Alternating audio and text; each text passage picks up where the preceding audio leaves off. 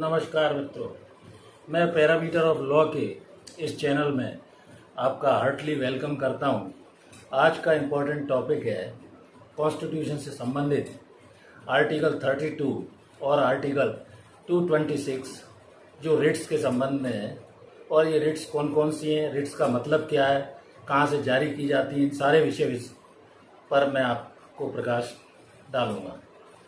सबसे पहले रिट्स के संबंध में एक मोटा सा उदाहरण मैं ये देता हूँ। जैसे आपने कोई प्रॉपर्टी आदि खरीदी या गोल्ड खरीदा तो आपके दिमाग में ये आता है कि इसकी सेफ कीपिंग कैसे की जाए। इस बारे में आप विचार करने के बाद ही उस चीज़ को खरीदते हैं। इसी तरह भारत के संविधान में प्रत्येक व्यक्ति को कुछ अधिकार दिए गए हैं और इन अधिकारों को, कॉन्स्टिट्यूशनल राइट्स को किस तरह से उन अधिकारों पर उपचार उपलब्ध हैं। जैसा कि कहा गया है, where there is a right there is a remedy, जहां अधिकार है वहां उपचार है। इस उद्देश्य से ये कॉन्स्टिट्यूशनल रेमेडीज आर्टिकल 32 और 226 में बताई गई हैं। इसमें 4 आर्टिकल बहुत महत्वपूर्ण हैं। आर्टिकल 13 जो है वो जुडिशियल रिव्यू को बतलाता है, न्यायिक पुनर्विलोकन जिसको कहा जाता है। आर्टिकल 359 है जो इमरजेंसी से संबंधित है। और इमरजेंसी के अलावा फंडामेंटल राइट्स जो आर्टिकल 12 से 35 तक दिए गए भारत के संविधान में, उन्हें कर्टेल नहीं किया जा सकता है। केवल इमरजेंसी के अंदर फंडामेंटल राइट्स जो मूल अधिकार दिए गए हैं उनको कर्टेल किया जा सकता है। आर्टिकल 32 और 226 जो हैं वो रिट्स, जिसको लेख भी बोलते हैं, और इनसे अधिकारों के लिए, उपचार के लिए माननीय सर्वोच्च न्यायालय में आर्टिकल 32 तथा आर्टिकल 226 माननीय उच्च न्यायालय जो भी किसी भी राज्य के होते हैं उनमें रेमेडी मांगी जा सकती है। 5 तरह की वो कौन कौन सी रिट्स हैं ये मैं आगे आपको बतलाऊंगा। फंडामेंटल राइट्स का वर्णन भारत के संविधान के आर्टिकल 12 से 35 तक अनुच्छेद में किया गया है। और इसमें right to life, right to education, right to dignity, right to food जैसे कई राइट्स हर ह्यूमन बीइंग को दिए गए हैं। रिट्स क्या हैं और इन रिट्स तरह तरह के कौन कौन से अधिकार हैं, उनको प्रोटेक्ट कैसे किया जा सकता है, फंडामेंटल राइट्स के प्रोटेक्शन के लिए, सेफगार्ड के लिए ये जो रेमेडी दी गई है वो बतलाता हूँ। आर्टिकल जो 12 से 35 है इसमें फंडामेंटल राइट्स बतलाए गए हैं। कॉन्स्टिट्यूशन के पार्ट 3 में 12 से अनुच्छेद 12 से 35 तक इनका वर्णन है। आर्टिकल 32 में 2 तरह के राइट जो माननीय सर्वोच्च न्यायालय को क्षेत्राधिकार दिया गया है होते हैं। और ये आर्टिकल 32 खुद एक अपने आप में फंडामेंटल राइट है। इंडिविजुअल का जब राइट प्रभावित होता है तो वो डायरेक्ट माननीय सर्वोच्च न्यायालय, सुप्रीम कोर्ट को भी अपने अधिकारों को प्रभावित होने की दशा में उपचार के रूप में प्रयोग करने के लिए माननीय सर्वोच्च न्यायालय की शरण ले सकता है कोई भी इंडिविजुअल। 5 तरह के राइट्स डायरेक्टली जो फंडामेंटल राइट्स को प्रोटेक्ट करते हैं वो कौन कौन से हैं ये मैं बतलाता हूँ। प्रोटेक्टर एंड गारंटर इसको रिट में कहा गया है। प्रोटेक्टर और गारंटर के रूप में BR अम्बेडकर द्वारा सुप्रीम कोर्ट इन फंडामेंटल राइट्स को heart and soul of the constitution भी कहा गया है। आर्टिकल 32 में ये सिमिलर पावर है। जरूरी नहीं है कि अगर इंडिविजुअल का राइट इन्फ्रिंज होता है तो वो सीधा माननीय सर्वोच्च न्यायालय नहीं जा सकता है।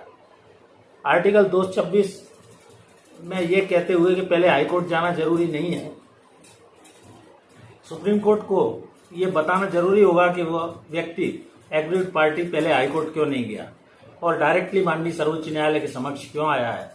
एडमिनिस्ट्रेटिव ट्रिब्यूनल के डिसीजन आदि के विरुद्ध भी वो आर्टिकल 226 के तहत जा सकता है। आर्टिकल 226 फंडामेंटल राइट नहीं है। दोनों ही रिट्स इश्यू करते हैं आर्टिकल 32 में माननीय सर्वोच्च न्यायालय को तथा आर्टिकल 226 में माननीय उच्च न्यायालय को ये रिट्स जारी करने के अधिकार हैं। आर्टिकल 32 में सिर्फ फंडामेंटल राइट्स के लिए जाया जा सकता है, जबकि आर्टिकल 226 में एनी अदर पर्पस के लिए आर्टिकल 226 में माननीय सर्वोच्च न्यायालय के समक्ष जा सकते हैं। अब 5 तरह के कौन कौन से ऐसे रिट्स या लेख उपलब्ध हैं वो मैं बतलाता हूँ। सबसे पहला है हेवियस कॉर्पस। इसका ये लैटिन वर्ड, 5 जो रिट्स हैं ये लैटिन टर्मिनोलॉजी से लिए गए हैं।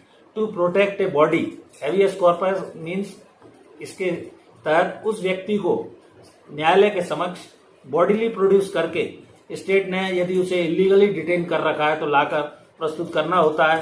वह स्वयं या उसके दोस्त इस रिट को लगा सकते हैं और उसको इलीगली जो डिटेन किया गया है उसको कोर्ट के समक्ष प्रस्तुत करने का माननीय उच्च न्यायालय या उच्चतम न्यायालय से निवेदन कर सकते हैं। इलीगली डिटेन करने के मामले में एक बहुत ही महत्वपूर्ण case law Rudal Shah versus state of Bihar का हुआ था, जिसमें जो व्यक्ति था उसने सजा पूरी कर ली थी लेकिन उसे इलीगली डिटेन करके 14 वर्ष तक जेल में रखा गया था और इस रिट के द्वारा हैवियस कॉर्पस रिट इसमें जारी की गई। एक्स्ट्रा ऑर्डिनरी इसमें जुरिस्डिक्शन यूज करते हुए उसे कंपनसेशन भी दिलाया गया था। सेकंड रिट होती है रिट ऑफ मैंडेमस। मैंडेमस का अर्थ है वी कमांड, हम आदेश देते हैं। क्या Gujarat state versus lotus hotel के एक मामले में कोई एग्रीमेंट हुआ था और उस एग्रीमेंट का फुलफिलमेंट नहीं हुआ, स्टेट्यूटरी पब्लिक ऑफिशियल के द्वारा वो नहीं किया गया उस कंप्लायंस, तो अथॉरिटी को ये कहा गया कि वो इसको पूर्ण करें तथा एग्रीमेंट क्यों उसके द्वारा पूरा नहीं किया गया वी कमांड और यह आदेश दिया गया मैंडेमस के रूप में कि वो उसको पूर्ण करें। तीसरी रिट है सर्शियोराय। सर्शियोराय रिट का अर्थ है to be certified. To be certified मतलब सुप्रीम कोर्ट और हाई कोर्ट इस रिट को जारी कर सकते हैं सर्शियोराय की रिट को, जहां पर जुरिस्डिक्शन के बारे में एक्सेस ऑफ जुरिस्डिक्शन है, जजमेंट कोई इलीगल डिक्लेयर हो गया है, पास हो गया है, जुरिस्डिक्शन अनकॉन्स्टिट्यूशनल है, तो वो इसको हाई कोर्ट या सुप्रीम कोर्ट क्वैश भी कर सकते हैं। कोई मान्यता बाद में नहीं रह जाती उस जजमेंट की क्वैश करने के बाद। इसमें गुलापल्ली नागेश्वर राव वर्सेस एपीएसआरटीसी का मामला अत्यंत महत्वपूर्ण केस लॉ है तथा दूसरा AK कृपाक। इन दोनों मामलों में ये सर्शियोराय रिट जारी करके टू बी सर्टिफाइड डायरेक्शन दिए गए थे और कंप्लायंस कराई गई थी। चौथी रिट है रिट ऑफ प्रोहिबिशन। प्रोहिबिशन का अर्थ है प्रिवेंशन और क्योर। जैसा कि कहा गया है prevention is better than cure, अर्थात इन दोनों में डिफरेंस ये है कि prevention is better than cure, अर्थात जजमेंट में अगर जजमेंट अनाउंस हो चुका है तो रिट ऑफ सर्शियोराय जारी की जाएगी और यदि जजमेंट अनाउंस नहीं हुआ है और उसे टू फॉरबिड या रोका जाना है तो रिट ऑफ प्रोहिबिशन जारी होगी। ये बेसिक एक डिफरेंस है दोनों का। और रोकने के लिए टू प्रिवेंट करने के लिए प्रोहिबिशन जारी की जाती है, जबकि अगर इलीगल जजमेंट हो गया और अनाउंस हो गया है तो रिट ऑफ सर्शियोराय जारी की जाती है। पांचवी रिट आती है क्वा वारंटो। इसको कहते हैं बाय व्हाट अथॉरिटी आपने ये कैसे जारी किया है आदेश, तो इसमें कोई स्ट्रेंजर भी इस रिट को लगा सकता है। रिट ऑफ क्वा वारंटो को जो कोई भी चाहे वो इसे फाइल कर सकता है।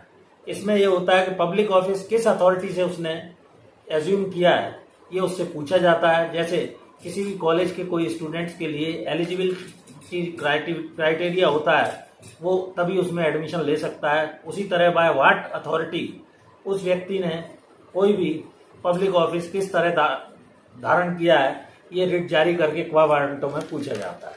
तो मैंने इंडियन कॉन्स्टिट्यूशन के रिट्स से संबंधित फंडामेंटल राइट जैसे जो अधिकार दिए गए उन अधिकारों के उपचार के लिए क्या व्यवस्था है ये आपको बतलाया।